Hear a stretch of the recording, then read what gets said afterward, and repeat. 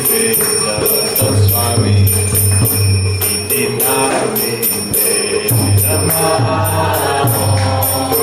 Vishnu Padaya Krishna Desaya Bhutale Srimate Bhakti Vedanta Swami Iti Namine Namaha Vishnu Padaya Krishna Desaya Bhutale Srimate Bhakti Vedanta Swami Iti Namine Namaha Vishnu Padaya Krishna Desaya Bhutale Srimate Bhakti Vedanta Swami Namaste Saraswati Gauravani Pracharine Nirvishesha Namaste Saraswati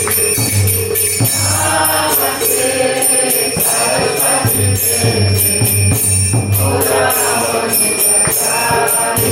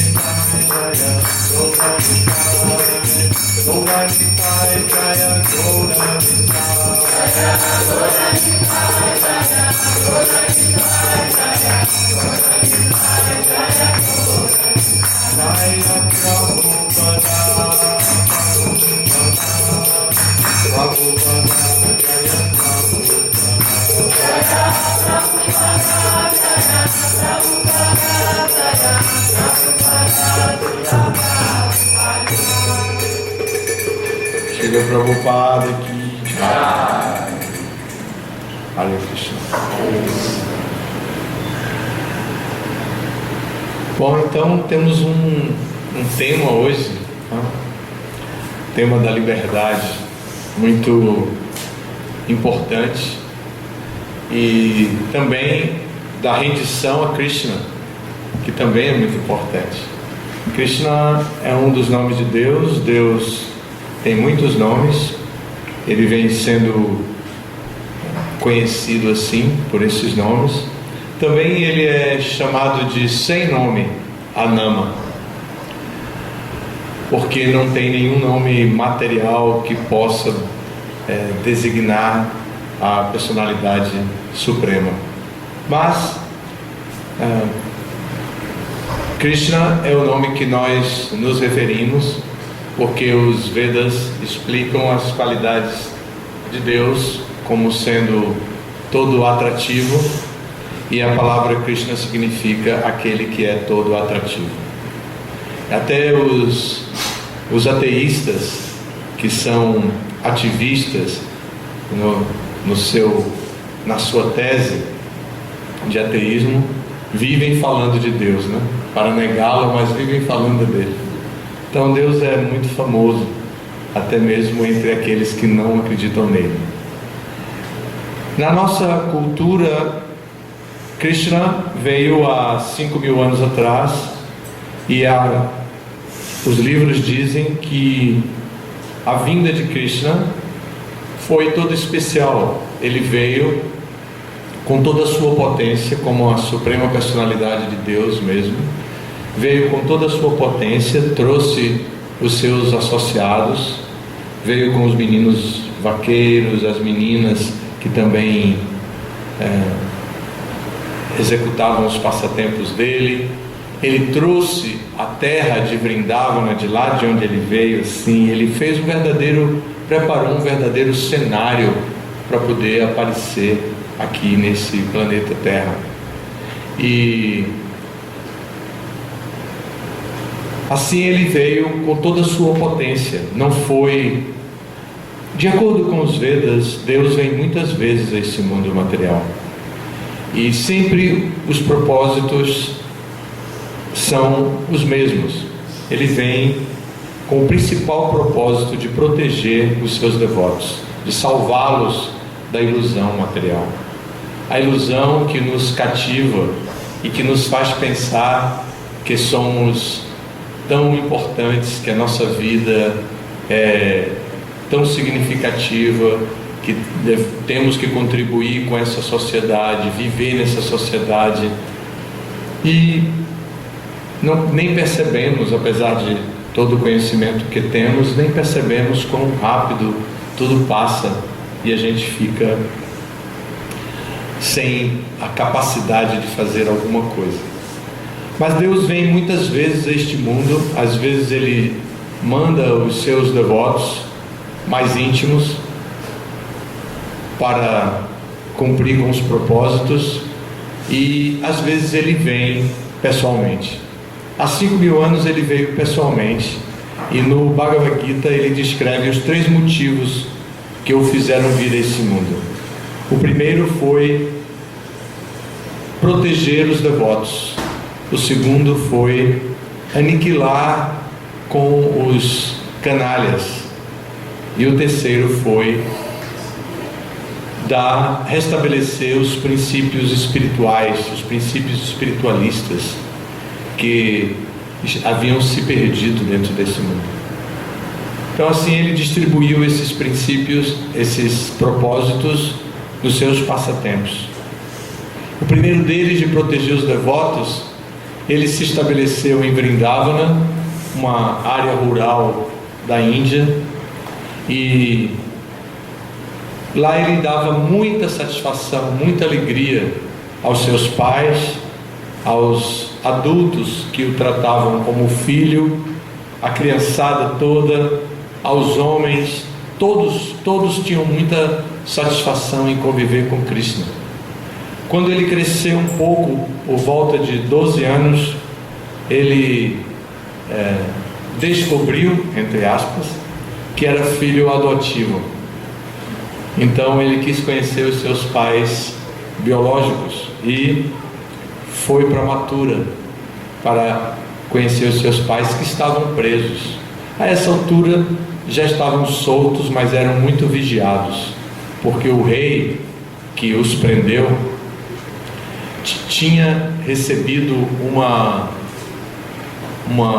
profecia, tinha ouvido uma profecia. Estou contando a historinha, viu, que você pediu.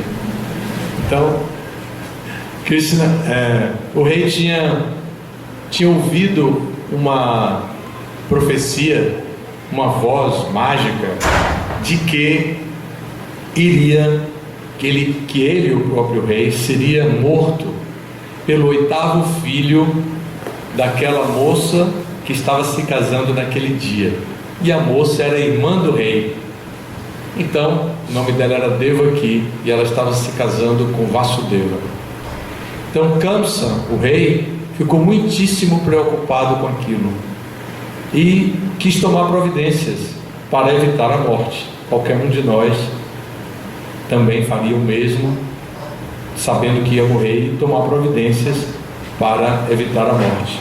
Às vezes nós descobrimos que estamos doentes ou alguma coisa, então tratamos de cuidar para não morrer, e quando vem uma epidemia tomamos vacina, também evitando a doença e a morte.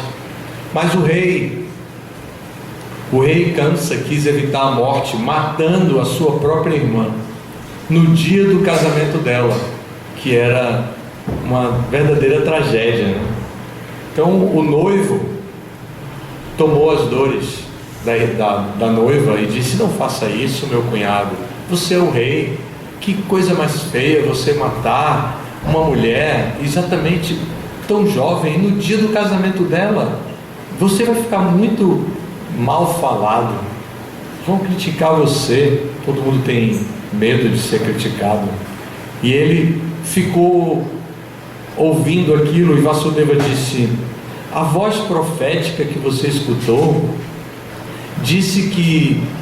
não disse que essa mulher vai lhe fazer algum mal. Disse que o oitavo filho dela poderá lhe matar. Então, por que matar essa mulher, essa jovem que é sua irmã? Eu lhe prometo que, se nós tivermos filhos, eu lhe trarei todos os filhos, e você fará deles o que você quiser, como bebezinhos ainda. Então Kamsa ouviu aquilo e pensou: é verdade, me desculpem, é verdade, realmente eu acredito em sua palavra de honra, Vasudeva. Você é um homem conhecido pela veracidade. Eu acredito que você vai trazer seus filhos quando nascerem. Então, desculpem aí, foi um ato de ira que eu quis fazer isso. Mas a irmã, coitada, né? Imagine, jovenzinha ali no dia do casamento. De qualquer forma, eles foram embora e Kamsa voltou para o seu palácio. E lá ele ficou esperando o nascimento do próximo filho. Do primeiro filho. Quando nasceu o primeiro filho, Vasudeva apareceu com o menino no palácio. A mãe ficou em casa chorando, e Vasudeva foi com o menino no palácio e disse: pronto, rei, como eu lhe disse, aqui está o meu filho com sua irmã, é o seu sobrinho.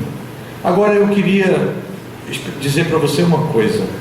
Lembre bem, a profecia falou que era o oitavo filho, não disse que era o primeiro. Então pense direitinho. Não tem por que fazer nada com essa criança. Então Kamsa disse: é verdade, não tem por que fazer alguma coisa com essa criança. Leve o seu filho de volta, Vasudeva. Você teve uma atitude tão nobre, trazendo o meu sobrinho aqui. Então, certamente você também trará o oitavo filho. E aí, liberou Vasudeva. Vasudeva voltou carregando o filho, todo contente, entrega para a mãe, para Devaki, o filhinho. Aí, Devaki fica muito feliz, mas os ministros dizem para o rei: rei, você está sendo muito benevolente com este seu cunhado. Você está afetado pelo sentimentalismo, porque ele é o marido de sua irmã mais jovem, e você está afetado por isso. Na verdade, todos os associados de Vishnu são igualmente perigosos, são tão perigosos quanto Vishnu. Vishnu é outro nome de Krishna. Então diz: todos os associados dele. Esse menino que nasceu agora é tão perigoso quanto o oitavo menino. Você deveria recebê-lo, sim. Você deveria ter esse menino de volta. E mais, você devia prender esse casal, para não ter risco deles fugirem com a criança recém-nascida. Aí Kamsa disse: é verdade. Parece que ele era um bobo, né? Que fazia tudo que todo mundo mandava, mas não era não. Ele só fazia o que era conveniente, que ele achava conveniente. Então ele disse: é verdade. Manda prender minha irmã e meu cunhado. Traz eles aqui para o palácio. Você foi lá, Davi, no palácio? Tem um palácio na Índia, em Mathura. Foi também, mãe Sara?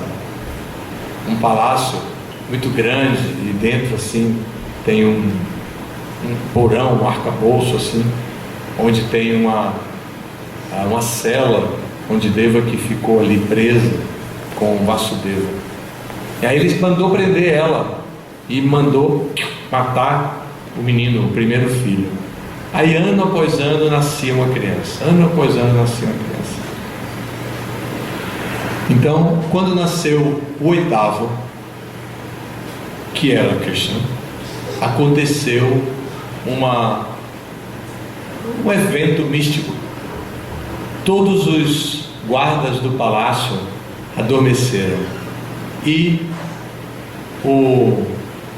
E Vasudeva foi orientado pelo próprio Krishna, que apareceu na forma de Vishnu, e disse: olha, chegou a hora, eu vou nascer como filho de Devaki, mas para enganar o rei, nós vamos fazer um plano.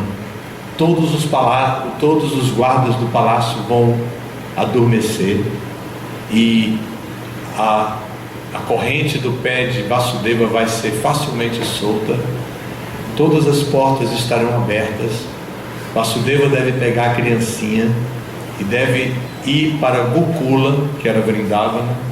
Lá tem um casal, Yashoda e Nanda Maharaj, que estão tendo uma criança também. Você vai trocar as crianças e trazer essa criança trocada para aqui e deixar aqui na mão de Devaki. O resto deixe comigo.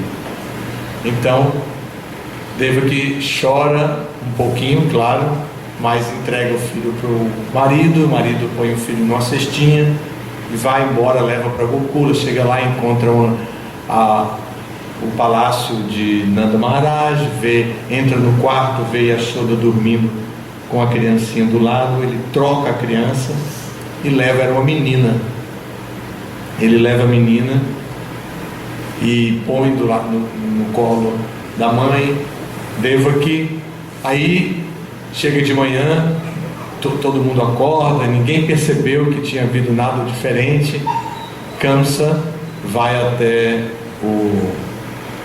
a cela e encontra a irmã dele com uma menininha, em vez de estar com o menino. Aí ele fala: ora, já não se faz mais profecias como antigamente.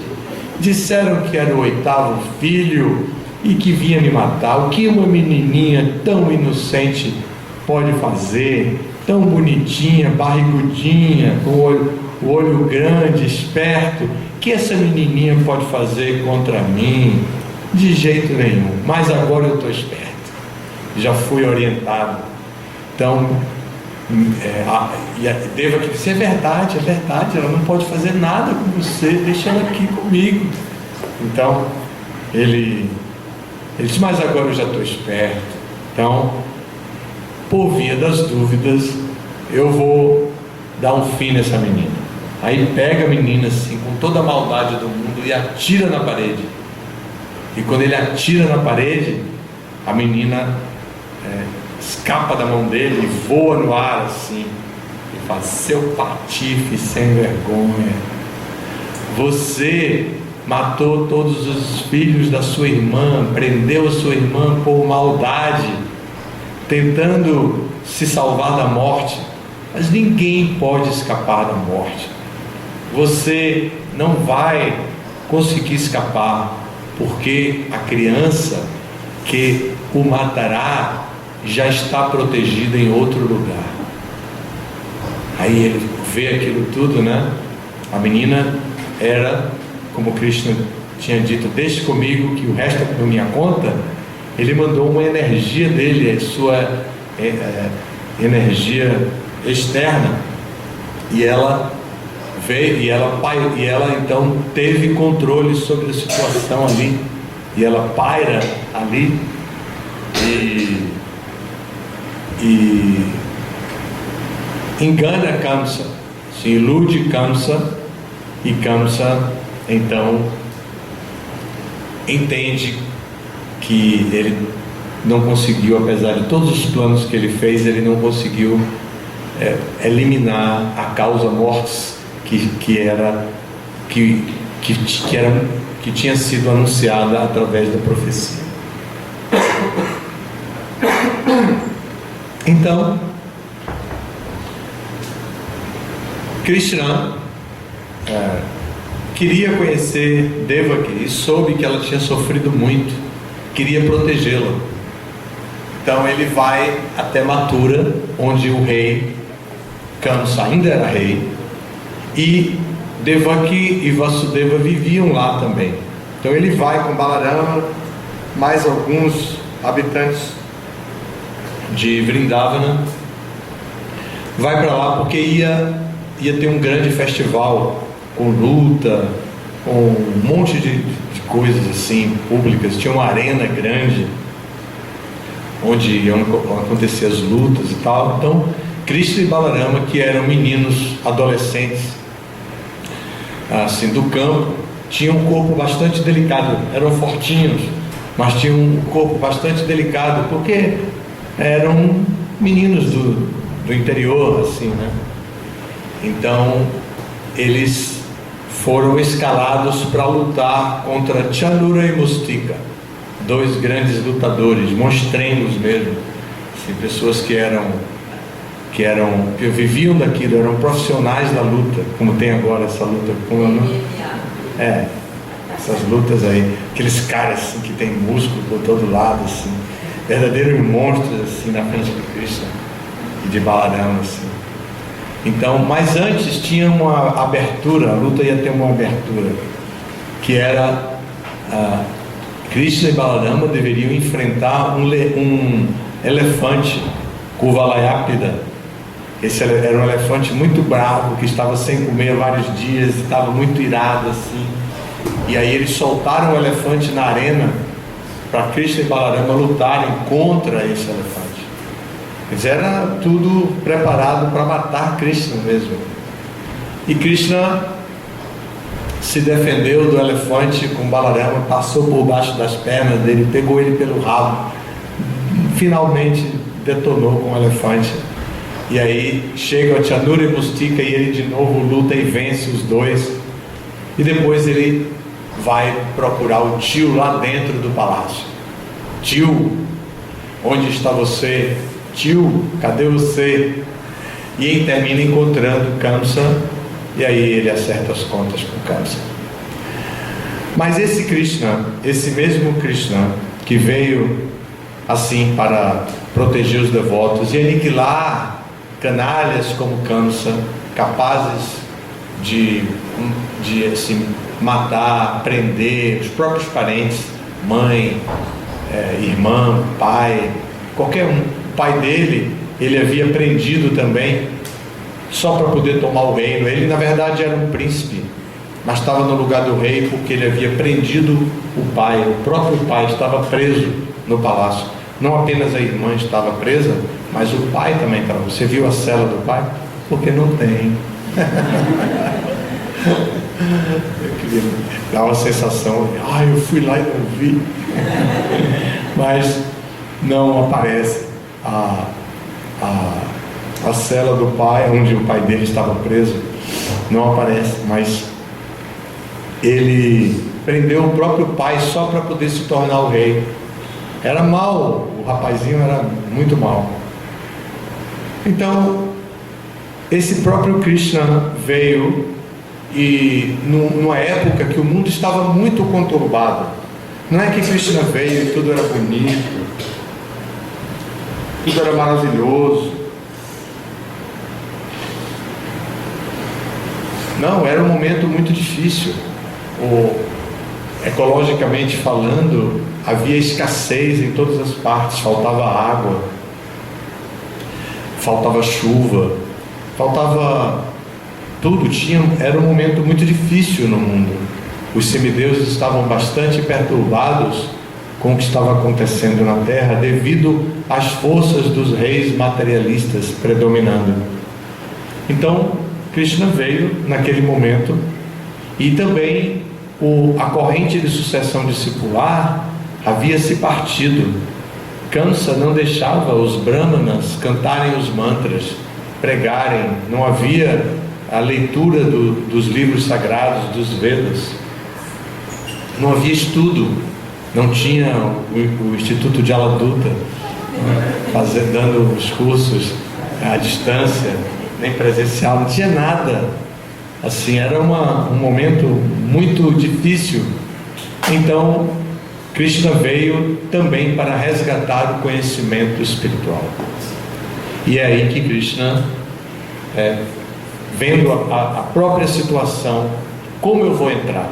Da mesma forma que ele apareceu numa prisão, depois fez toda aquela mudança para ir até Gokula, da mesma forma que ele foi até Mathura e matou Kamsa e Chanura, Mustika e Kuvalayapida, e deu grande prazer a Devaki, porque aí ele vai falar com Devaki, abraça ela, ela consegue finalmente abraçar o filho, e já com 13 anos de idade, até quando ela consegue abraçá-lo, e viveu separado porque ele vivia escondido. Vasudeva também abraça os dois filhos, que Balarama também estava presente, era filho dele.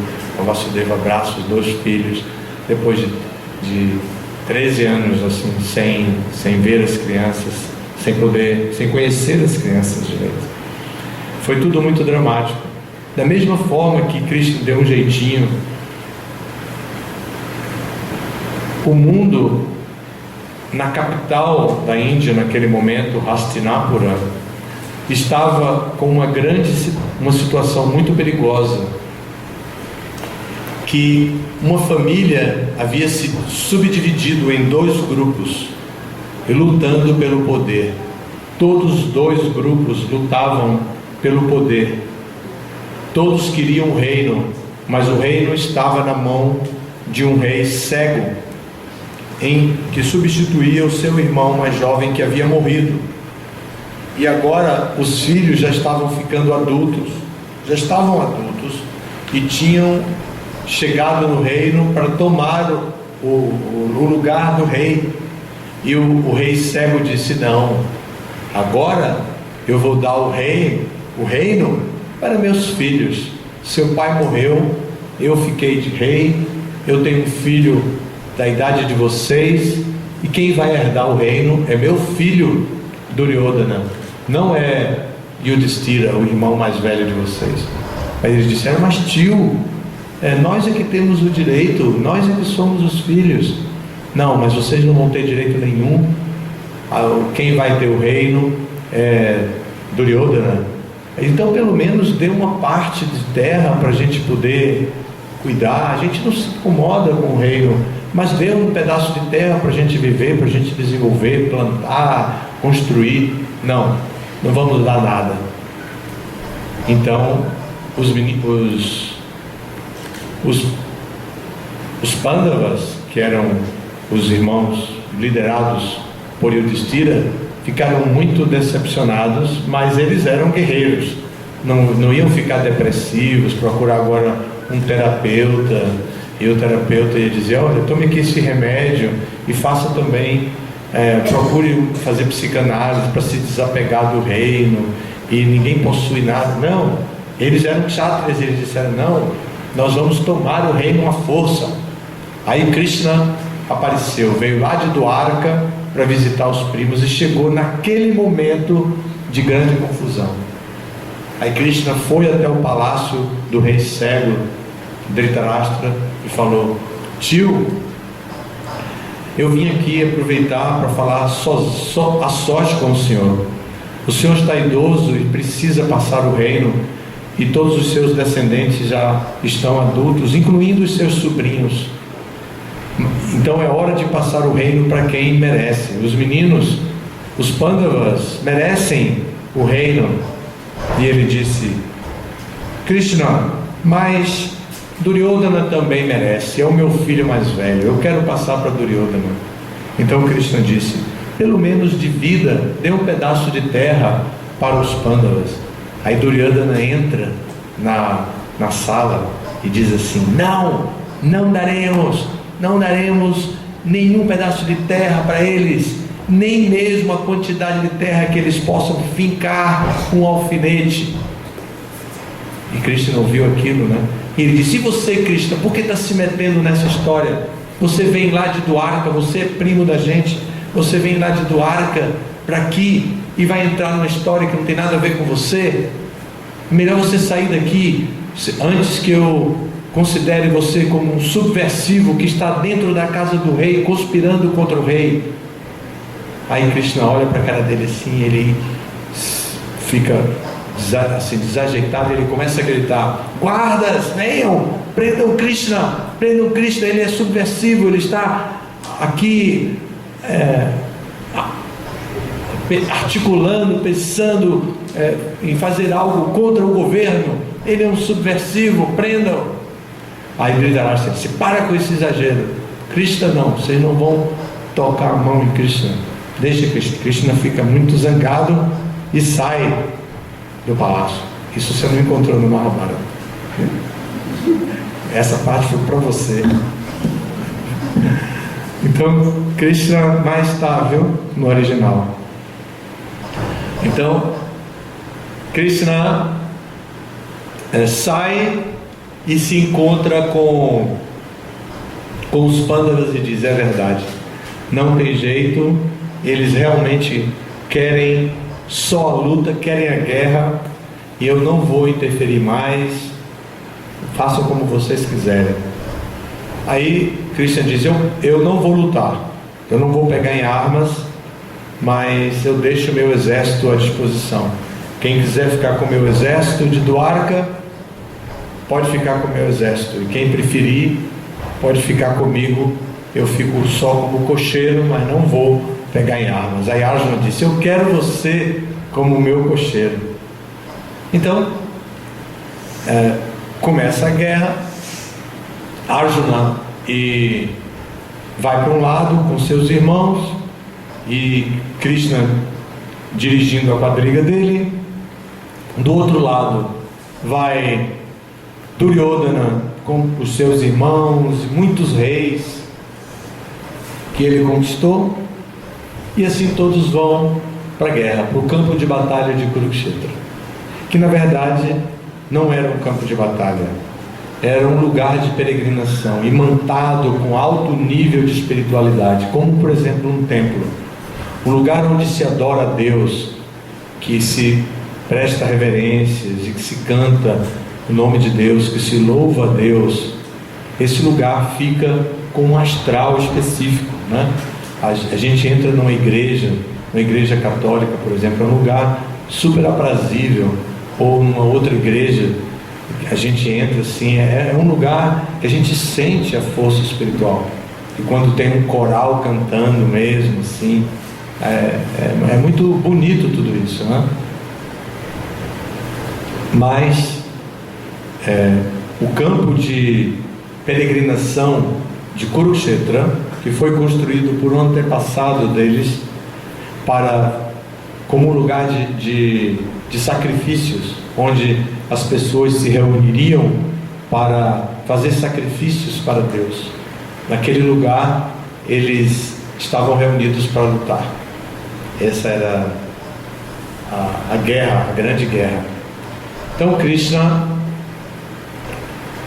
vai na quadriga e Arjuna diz para Krishna: então Krishna, por favor, leve a minha quadriga para o meio dos exércitos, que eu quero ver quem está de um lado e do outro, quem são esses guerreiros sem vergonhas que estão aqui prontos para lutar. Aí Krishna procura assim os guerreiros mais importantes do outro lado, conduz a quadriga bem para frente dos guerreiros mais importantes para Arjuna ver. Nesse momento Arjuna fica mal, cheio de compaixão no coração, e não quer mais lutar.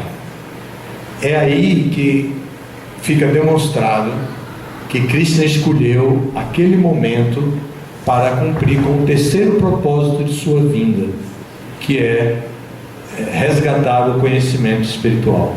Então, o primeiro propósito, que era proteger os devotos, ele já fez em Vrindavana, e também quando chegou em Mathura e abraçou seu pai e sua mãe. O propósito de aniquilar canalhas ele já tinha feito com Kamsa e muitos outros que apareceram no caminho dele, e agora ele estava diante da oportunidade de cumprir com o terceiro propósito, ou restabelecer os princípios espiritualistas eternos que conduzem a classe inteligente de pessoas a se conscientizarem da sua verdadeira identidade e então agirem de acordo com essa identidade. Então Krishna escolhe aquele lugar e aquela circunstância para falar o Bhagavad Gita. Quando Arjuna diz, ele estava no clima de guerra e no clima de amizade com Krishna. Krishna, você é o meu quadrigário, leve a minha quadriga para ali. Krishna levava. Krishna, você já deu comida para os cavalos? Aí Krishna, sim, já dei comida para os cavalos. Os cavalos estão preparados, estão fortes? Krishna, sim, estão preparados. Krishna fazia esse trabalho, imaginem vocês. Então, quando chega, e Arjuna estava acostumadinho com isso, né? Krishna, faça isso, Krishna fazia. Krishna, faça isso, Krishna fazia. Quando chegou nessa hora, Arjuna diz: não vejo razão para eu estar aqui lutando, né, nessa guerra fratricida. Eu não vou lutar. Só que Krishna não obedece. Krishna fica segurando as rédeas da quadriga e não sai do lugar. E aí Arjuna, então é isso, por que não? Aí Arjuna começa a argumentar. E aí ele argumenta, eu não vou lutar, nem que fosse por um reino que comparado aos planetas celestiais, muito menos por essa terrinha insignificante. E aí Krishna parado, segurando as rédeas. E Arjuna disse: eu não vou lutar porque as tradições familiares dizem que é pecado matar os próprios parentes e amigos, que não é certo fazer isso. E se eu lutar e matar esses jovens, as esposas deles irão ficar viúvas, elas não terão condição de se sustentar, elas não poderão praticar a vida religiosa e elas podem se corromper, ter filhos fora do casamento, ser abusadas por homens aproveitadores. Eu não quero isso, eu não vou lutar. E também eu não quero pagar reação pecaminosa, porque é um pecado lutar. O pecado cairá sobre nossas cabeças. E Krishna parado. Então ele usou todo tipo de argumento. Também não quero um reino assim cheio de viúva e criança órfã. Eu quero um reino alegre, cheio de famílias prósperas. Eu quero trazer a prosperidade para o meu reino, que quando a gente se reunir, que todos estejam felizes. Não quero reunir para vir um bando de viúvas chorando pelos cantos com saudade do marido. E Krishna parado, não fazia nada. Ele disse: bom, tem alguma coisa diferente em Krishna aí. O que é isso? Até agora Krishna e eu estávamos tão identificados, tudo que eu queria ele fazia, nós estávamos como amigos, bastava um olhar para o outro já sabia o que o outro estava pensando. Agora eu estou dizendo que não vou lutar e Krishna não mexe a quadriga do lugar. Aí ele disse: não, só tem uma saída. Eu pedir a Krishna que me instrua o que é que eu devo fazer.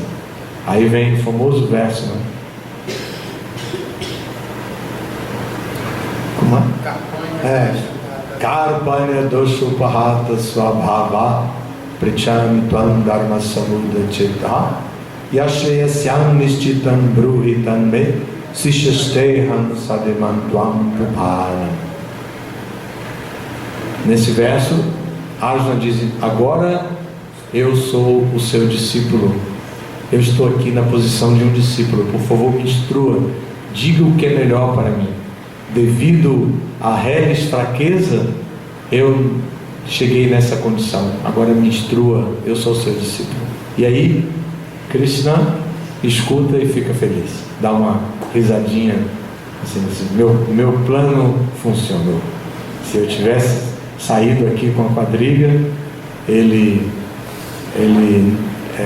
não teria feito essa pergunta. Agora sim eu posso restabelecer os princípios religiosos eternos que fazem tanta falta na sociedade humana. E aí todo esse Bhagavad Gita surge, tudo isso aqui em função dessa situação histórica. Isso é histórico, isso está registrado nos museus da Índia. Se vocês forem nos museus, vocês vão encontrar relíquias dessa guerra, relíquias atribuídas a essa guerra, elmos, espadas, metais assim, encontrados, muitos nos museus da Inglaterra, porque quando a Inglaterra dominou a Índia, levou todas essas relíquias, coroas cheias de ouro e pedras preciosas. Todos estão nos museus da Inglaterra. Não é uma... isso se encontra lá também. Mas a história, a história registra este fato da guerra de Kurukshetra. E os dois bandos, os dois exércitos, o exército de Arjuna e o exército de Duryodhana, se encontraram ali para lutar. Um pouco antes da luta tem esse diálogo maravilhoso entre Krishna e Arjuna, que é o Bhagavad Gita. No 18º capítulo do Bhagavad Gita, então, quando já trata da renúncia, depois que todos os assuntos já haviam sido falados e é feito uma revisão dos tópicos mencionados, Krishna fala sobre a importância de render-se a Ele. E como o tema isso foi apenas introdução. Imaginem o tamanho da palestra hoje, né? Se preparem aí, a gente vai varar a noite aqui.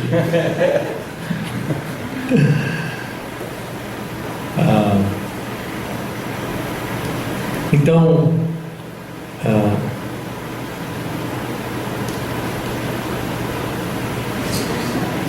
foi o que eu falei? Você estava na renúncia, né? Certo, obrigado. Então, no capítulo 18, Krishna fala sobre a rendição a Ele, que uma pessoa deve obedecê-lo. E Arjuna, depois de ter ouvido todo aquele conhecimento, deveria pensar, refletir sobre aquele conhecimento e tomar a atitude correta, e que ele considerasse tudo o que foi falado. Eu vou ler uma série de versos agora, e depois então a gente vai discutir os versos que vamos ler, tá? Não vai ser tão longo quanto eu falei, não é só uma brincadeira, nem eu mesmo aguentaria.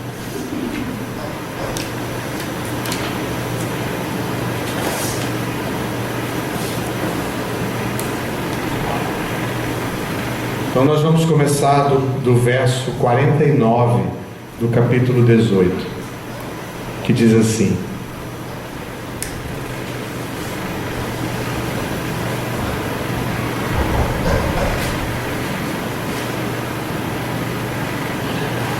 quem é autocontrolado e desapegado e não se interessa por nenhum prazer material, pode obter, através da prática da renúncia, a fase perfeita mais elevada, que é estar livre de reação. Aprenda comigo como é que alguém que conseguiu esta perfeição pode atingir a fase de perfeição suprema, o Brahman, a etapa do conhecimento mais elevado, seguindo o método que agora passo a resumir.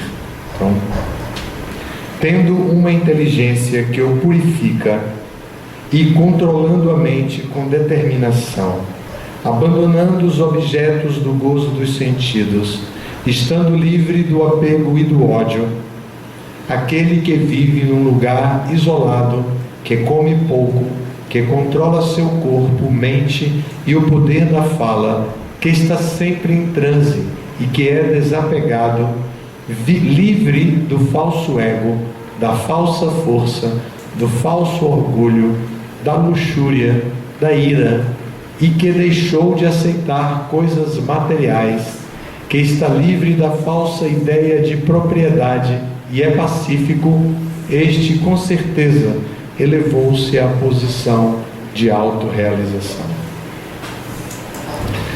Aquele que está situado nessa posição transcendental compreende de imediato o Brahman Supremo e torna-se completamente feliz.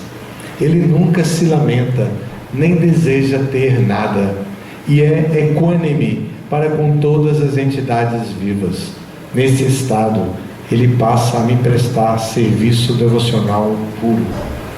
É unicamente através do serviço devocional que alguém pode compreender-me como sou, como a suprema personalidade de Deus.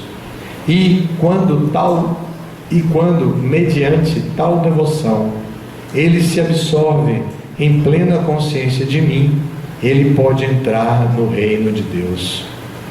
Embora ocupado em toda espécie de atividades, meu devoto puro, sob minha proteção, alcança por minha graça a morada eterna e imperecível.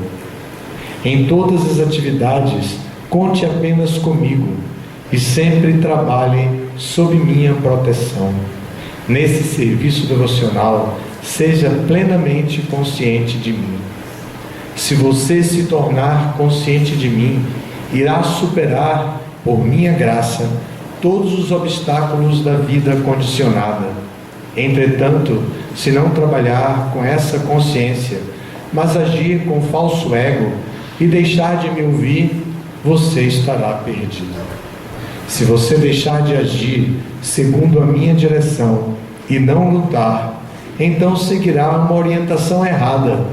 Por sua natureza, você terá que se ocupar no combate. Sob a influência da ilusão, você está agora recusando a agir segundo a minha direção. Porém, compelido pelo trabalho que nasce de sua própria natureza, você acabará fatalmente agindo. O Senhor Supremo está situado nos corações de todos e está dirigindo as andanças de todas as entidades vivas que estão sentadas num tipo de máquina feita de energia material. Renda-se completamente a Ele. Por sua graça, você vai obter paz transcendental e a morada suprema e eterna.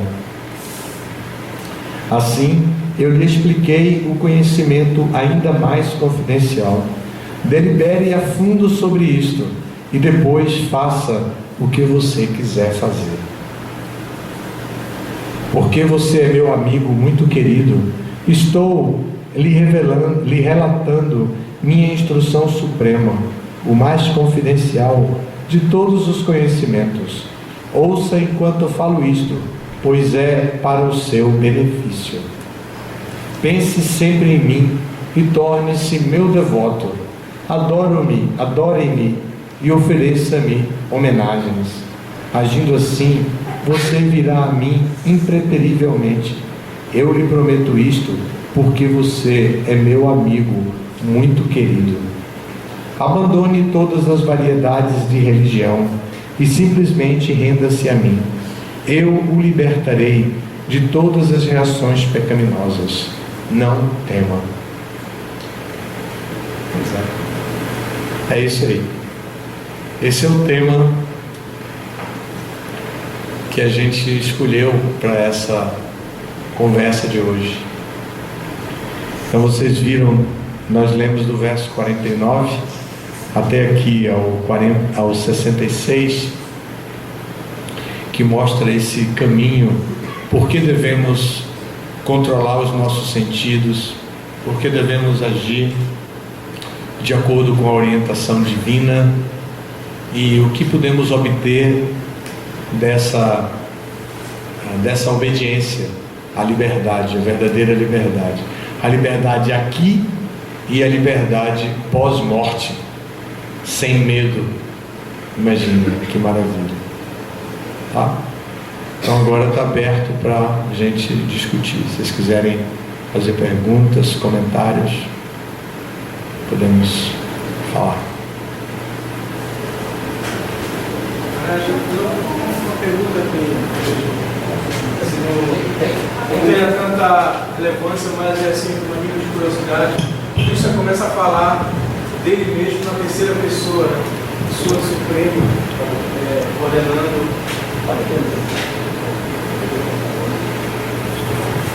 Krishna fala dele mesmo na terceira pessoa, se é nível de curiosidade, mas isso até estranha, né? Porque ele está falando dele mesmo, mas se refere a ele na terceira pessoa. A pessoa suprema ordena Mas ele também diz: renda-se a mim. Ele volta a falar, né, na primeira pessoa. Assim, só uma... É parte da poesia, né? Curioso. É parte da ênfase. Krishna quer mostrar a Arjuna a importância dele reconhecer que existe alguém que é supremo. E esse alguém é Krishna mesmo. Então, faz parte do texto poético.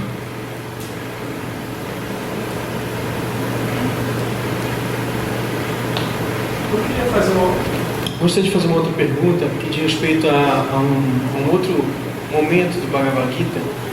É uma dúvida que eu tenho. Mas está ligado com isso, Flávio? Veja bem, nós estamos com um tema, vamos ser fiéis ao tema, porque se você for para o vestibular e fugir do tema, você leva 0 e é eliminar. Então aqui também tem a mesma regra.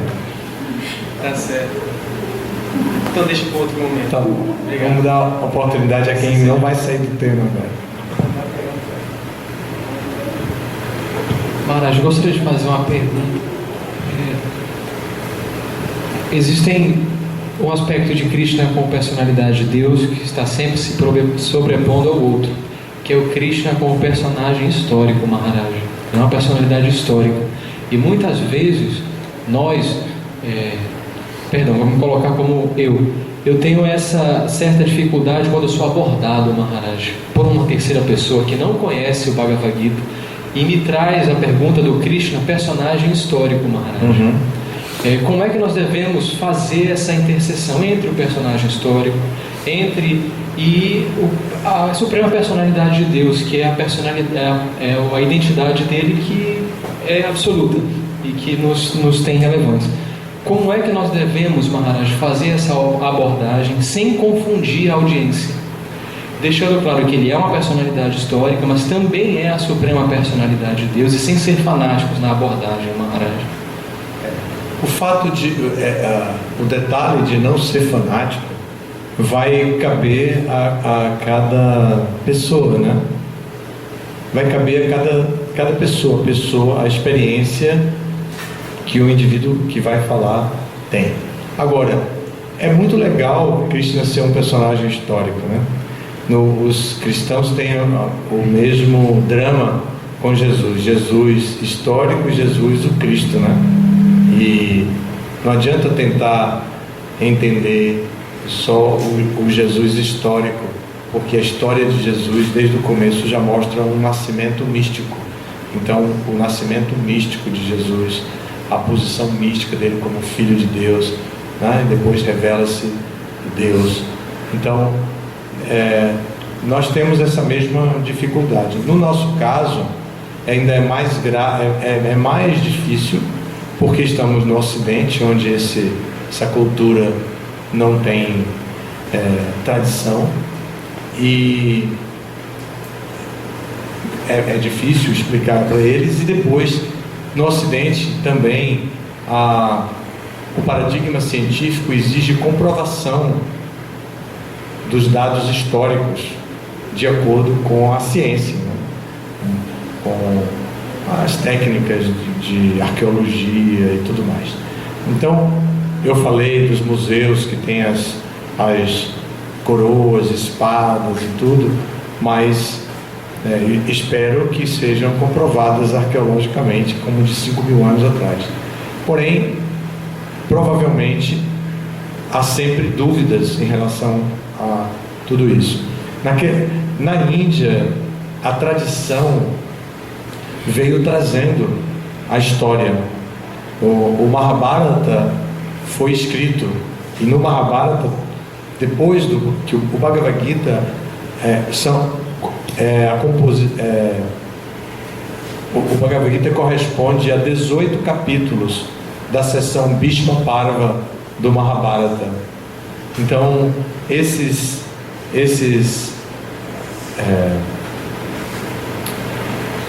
dados históricos são tradicionais.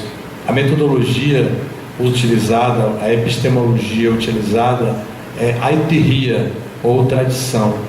Então, eles vêm pela tradição e atribui-se o Mahabharata a autoria de Vyasadeva e tal, e por aí vem, sem comprovações praticamente. Então o Krishna histórico vem da tradição da Índia.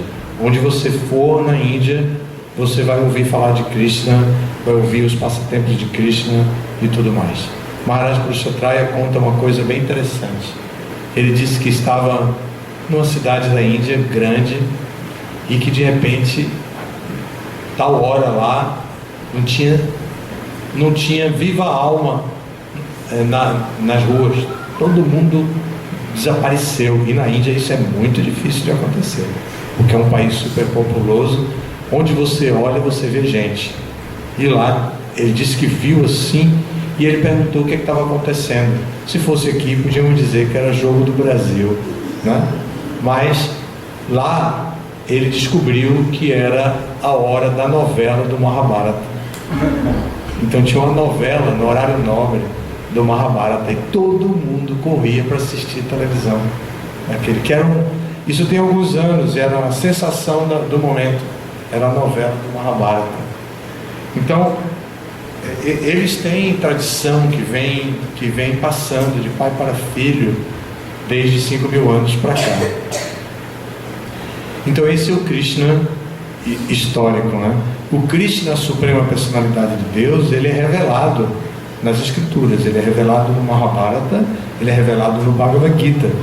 Então Krishna se revela assim, e também é revelado no Srimad Bhagavatam. Então é uma revelação, e Krishna demonstrou como ser a suprema personalidade de Deus através dos seus atos sobre-humanos e da sua atitude e do conhecimento que ele trouxe, que é prático até hoje, né? Essa é a única coisa que temos a dizer. E podemos puxar pelas limitações científicas mesmo, né? Podemos dizer isso que eu acabei de dizer. Eles não vão nos considerar fanáticos. E se parecer fanático ou parecer superficial demais, toda a ciência é baseada em especulações parecidas. Agora está se descobrindo um novo enredo para o descobrimento do Brasil, né? Você vai em Recife, aí entra na cidade de Jaboatão, está lá escrito uma placa bem grande assim: o Brasil nasceu aqui. Aí, isso é Pernambuco, não é mais como eu aprendi há 60 anos atrás, que foi no Monte Pascoal, no sul da Bahia. Então por aí vai, toda a história está sendo revisada. Chegaram a dizer que Tiradentes não existiu, aquele herói da Inconfidência Mineira. Por aí vai, tem muitas coisas. Então nós trabalhamos com isso, mas o conhecimento que Krishna deu. Dá atenção, menina aí. O conhecimento que Krishna deu é um conhecimento inteiramente prático. Se nós seguirmos as instruções de Krishna no Bhagavad Gita, nós vamos nos tornar livres, desapegados do fruto da ação, livres, completamente livres, felizes, independente de qualquer situação financeira, situação de amor, situação familiar, qualquer situação, porque a proposta de Krishna é para alcançar essa liberdade. Tá, isso é o Bhagavad Gita. Algo mais? Esse tema, se render a Krishna e a pessoa vai alcançar a liberdade, parece bem abrangente, né? E aí o senhor concluiu aí lendo esse verso, né, que Krishna fala que a pessoa, para se render a ele, vai se libertar de todas as reações pecaminosas, não temas, né? Aí também a gente tem aquela parte do Bhagavad Gita que Krishna fala das pessoas que se refugiam nele, né, as 4 tipos de pessoas, né, piedosas, né, o aflito, que deseja riquezas, o curioso, que busca conhecimento, né, que alcança também essas, ou seja, são pessoas que estão se abrigando nele, né, devido a essas problemáticas, né, E aí a gente vê que o mundo moderno, também as pessoas vivem mergulhadas em muitas ansiedades, muitas neuroses, né? E aí, seria também a libertação de tudo isso, né? Também poderia ser toda a rendição a Krishna. Como seria, assim, essas diferentes situações de dificuldade que as pessoas enfrentam no mundo, né? E que, maneiras, são prismas diferentes, né, que a gente pode enxergar, e que a rendição a Krishna pode trazer a libertação.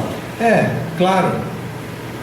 Como você já falou na sua exposição, você já disse, existem vários tipos de pessoas que se procuram, que se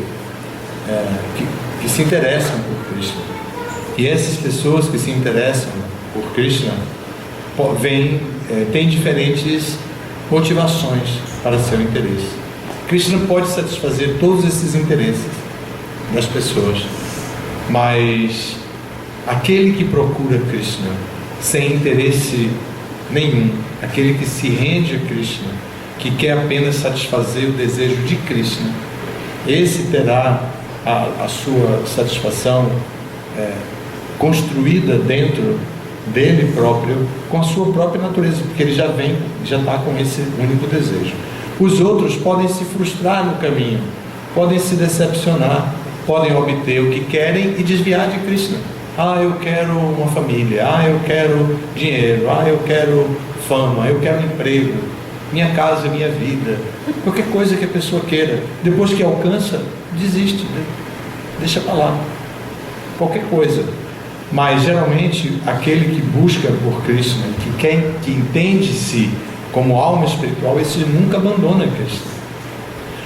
Mas mesmo alguém que busca Krishna por aflição, porque está sofrendo nesse mundo, ele se expõe à possibilidade de entrar em contato com a ciência da consciência de Krishna e entender, imagine, o que eu estava buscando era uma bobagem. Eu queria só me livrar das aflições. Agora que eu alcancei Krishna, aquelas aflições eram insignificantes para mim. Tem a história de Dhruva Maharaj. Outra historinha. Cadê o Davi? Foi embora? Depois tem que ver a fita aí. A história de Dhruva Maharaj. Dhruva Maharaj foi muito ofendido por sua madrasta. O pai tinha 2 esposas, naquela época era permitido, e o rei tinha 2 esposas, mas, como em todas as épocas, uma é a preferida, a outra é menos preferida. Então ele preferia a esposa que não era mãe de Dhruva. E Dhruva, assim como a criança, chegou e não interessa o que o pai está fazendo, eu quero falar com ele, eu vou subir no colo dele, vai e sobe no colo do pai, que era o rei.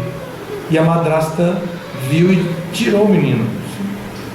Não, você não pode subir no colo do rei.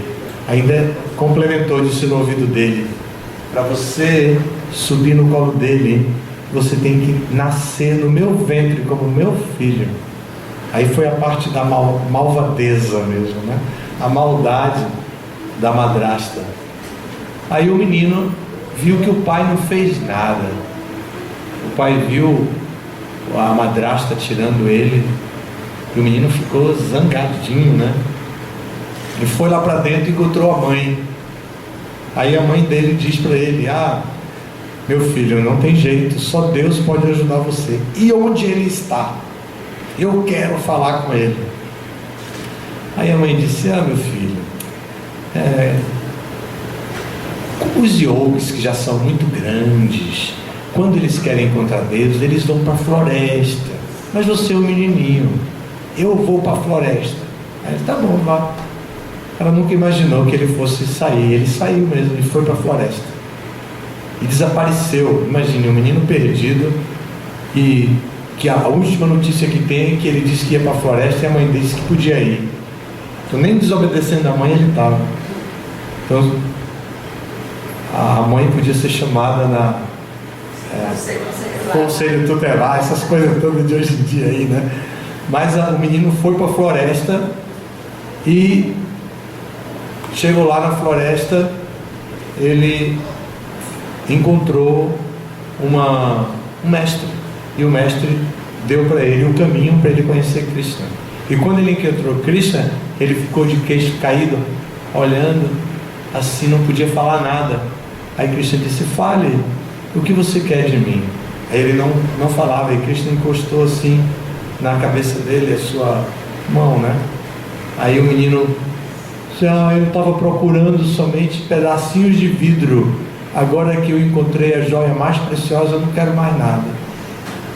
Então a gente pode chegar a essa conclusão, mesmo aflito, mesmo curioso, mesmo procurando ou passando por necessidades financeiras. Se nós procuramos Krishna e servimos a Krishna e obedecemos as instruções dadas por Krishna, nós vamos encontrar joias preciosas e vamos considerar que o que buscávamos antes eram vidrilhos. Entende? Então, vale a pena, por qualquer motivação, vale a pena servir a Krishna, se render a Krishna, por qualquer motivação. A sociedade está sofrendo muito. Todos querem parar de sofrer, mas todos querem parar de sofrer, querem fazer de Deus o seu servo. Deus me faça parar de sofrer. Ele até faz parar de sofrer, mas não cria uma relação de amor. É uma relação mais ou menos de negócio. Você me dá o que eu estou pedindo, eu fico bonzinho, você me dá o que eu estou pedindo. É uma relação assim, de pai com um filho meio egoísta. O pai dá, mas não há uma relação de reciprocidade no amor. Agora é muito diferente o filho, tudo que come oferece a Krishna, tudo que faz oferece a Krishna, tudo que dá de presente oferece a Krishna, toda festa que ele dá, ele faz para Krishna. É muito diferente desse tipo de filho. Então Krishna é sensível a isso também, né? Krishna é sensível.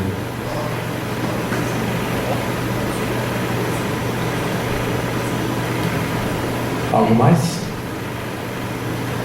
Sim, mesmo tem bem formulada a questão, né? Do estilo Flávio, né? Agora virou estilo Flávio. Estilo Flávio. Fala. No final vem uma pergunta, mas aí só estou brincando na intimidade, viu, Flávio? Bom, mas o foco seria, nessa sociedade atual, né, com todas as variedades de perfis, a partir daquela matriz de 5, né, o aflito, o inquisitivo, o curioso, etc. Está tão misturado, né, os problemas, né, na psique coletiva, individual, que fica assim, eu não sei, mas a meu ver, fica extremamente difícil para as pessoas confiarem totalmente em alguém. Puxa, que bacana esse tema que você trouxe. É verdade mesmo. É verdade, esse é o X da questão. Depois de enganar, de ser tão enganado, depois de ver se desenvolver tantas injustiças, depois de uma situação tão recorrente na história da civilização humana, acreditar em quem? Em quem? É mesmo, é verdade mesmo.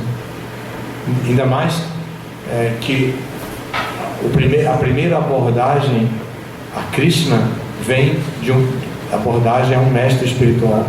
Então tem que aceitar os devotos, aceitar o mestre espiritual. Como confiar?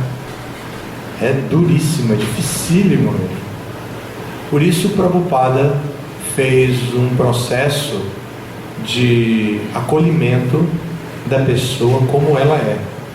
Então Prabhupada acolhe o indivíduo que chega. E Prabhupada tem um projeto.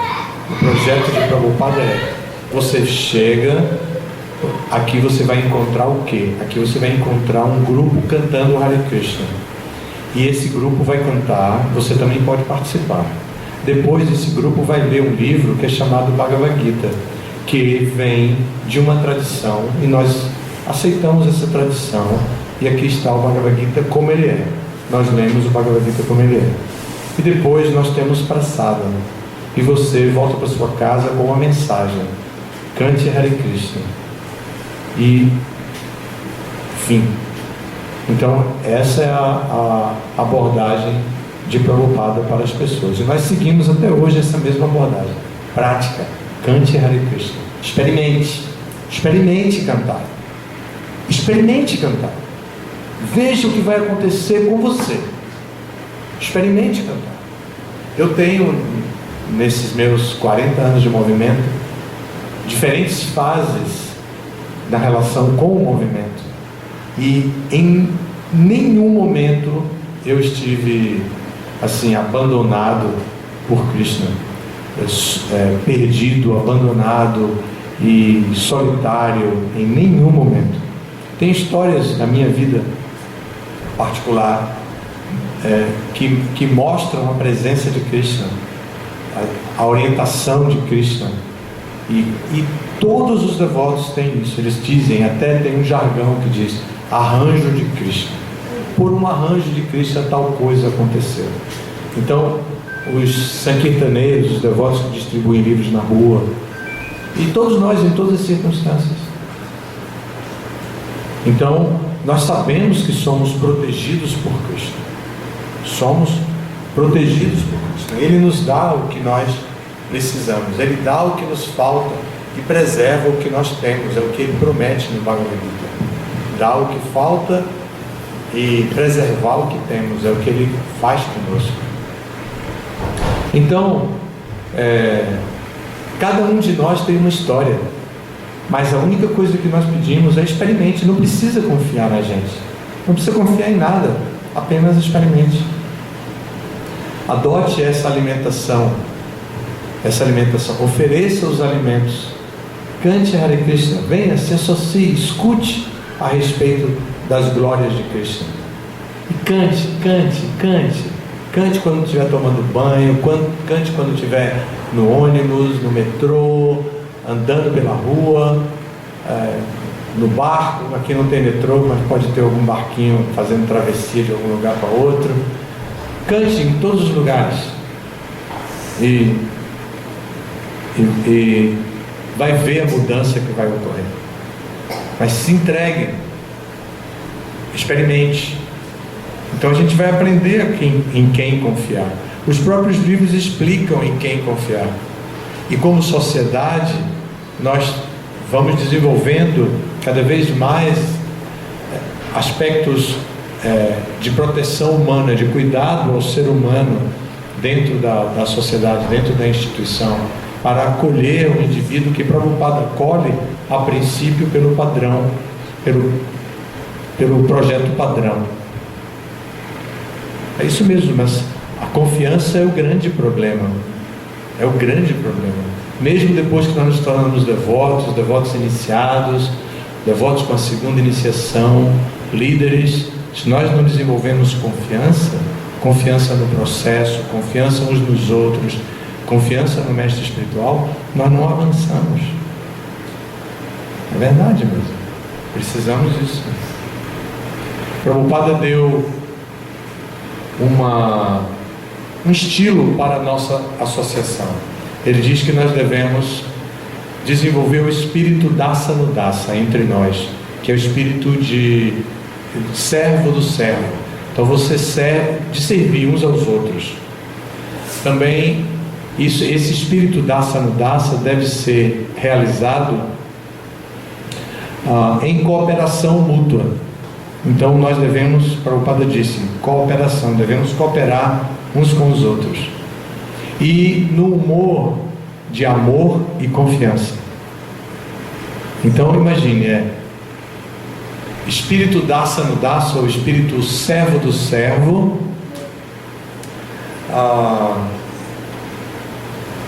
em cooperação mútua e em amor e confiança. Essas são as 3 regras dadas por Prabhupada para nós nos associarmos. Servir uns aos outros. E cooperação mútua. O que é que você precisa? Ou então me dá uma mãozinha aqui, estou precisando de ajuda. E em amor e confiança. Amor é mais fácil que a confiança. O amor é mais fácil, porque o amor a gente muda de amor. O amor vira ódio, a gente arranja outro amor. Vira ódio, a gente arranja outro. Vira ódio, a gente arranja outro. Então a gente já tem uma experiência menos frustrante com o amor do que com a confiança. Por isso seu comentário foi muito significativo. Se olharmos a política, por exemplo, olharmos os líderes religiosos, por exemplo, é dramático, né? Abuso de criança, abuso de autoridade de todo tipo, né? É isso. Mas a gente tem que cultivar o processo como ele é, tá? Isso mesmo. Cara, tocou num ponto bem delicado aí, né? Assim, essa questão da confiança, né, do amor, que isso é fundamental, né? Como Prabhupada ensinou entre os devotos, né? E agora, a pergunta é a seguinte: o que fazer se entre os devotos, voluntária ou involuntariamente, acontece nessa relação, o devoto acaba quebrando a confiança do outro, seja proposital ou sem propósito, assim, ou seja, involuntariamente. O que fazer para isso se restabelecer e isso seguir como o Prabhupada queria? A pessoa não precisa restabelecer confiança com aquele devoto que ela perdeu a confiança, porque às vezes merece mesmo perder a confiança. Mas ela não pode se privar de ter confiança nos outros, em outras pessoas. Porque não é porque aquela pessoa não merece confiança que todas as outras não merecerão confiança. Por exemplo, na educação da mulher, por exemplo, sabe-se que quando o pai é omisso, a mulher tem a menina tem uma educação de um pai omisso. Quando ela fica na idade do relacionamento homem e mulher, toda a imagem do masculino que ela tinha do pai, ela tende a transferir para o companheiro, o marido. E como o pai foi omisso e a frustrou em suas necessidades básicas e às vezes traiu a mãe, ou ela vivenciou tudo aquilo, então ela agora reflete para o marido, ela transporta, né, para o marido a mesma ideia do pai, e ela inferniza a vida dela conjugal com uma pessoa que não é aquela com quem ela está queimada, né? Com quem ela está decepcionada, frustrada. Então, cada coisa no seu devido lugar. Então, as terapias fazem o trabalho de colocar isso adequadamente. Não é, lembre, ele não é seu pai. Até diz para o marido: você tem que lembrar ela que você não é o pai dela, que você é o marido dela. E assim vai, para que isso não se prolongue, não se propague eternamente, né?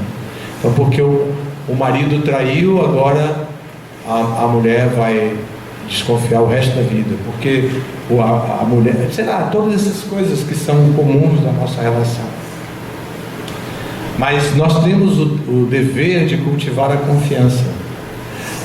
E a confiança entre os devotos se estabelece pela apreciação. A gente aprecia o devoto e vê, ele quebrou a minha confiança, mas ele é um devoto. Eu não tenho interesse em restabelecer a confiança com ele. Eu não quero restabelecer a mesma relação de confiança com essa pessoa, porque ele me frustrou. Mas eu posso confiar em outra pessoa, porque outra pessoa não me decepciona, não me frustra. E por aí vai, seguindo a vida. Ela não pode se deixar moldar pelas reações que vêm dos outros.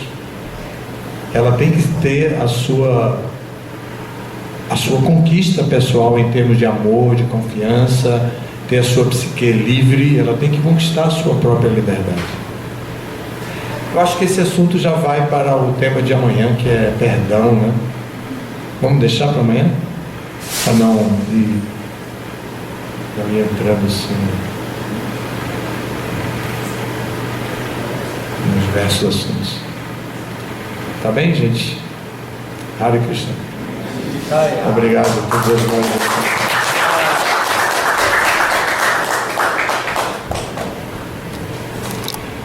Tanto que amanhã